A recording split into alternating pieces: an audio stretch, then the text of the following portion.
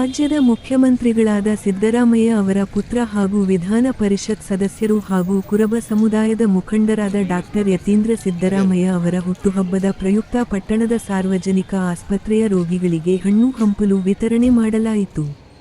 ಸಂದರ್ಭದಲ್ಲಿ ಡಾಕ್ಟರ್ ಯತೀಂದ್ರ ಸಿದ್ದರಾಮಯ್ಯ ಅವರ ಅಭಿಮಾನಿ ಬಳಗದ ನವಲೇಶ್ ಅವರು ಮಾತನಾಡಿ, ಡಾಕ್ಟರ್ ಯತೀಂದ್ರ ಸಿದ್ದರಾಮಯ್ಯ ಅವರು ಜನಾನುರಾಗಿ ನಾಯಕರಾಗಿದ್ದು, ಅವರು ಮುಂದಿನ ದಿನಗಳಲ್ಲಿ ರಾಜಕೀಯವಾಗಿ ಉನ್ನತ ಸ್ಥಾನ ಪಡೆಯಬೇಕು ಎಂದು ಆಶಿಸಿದರು.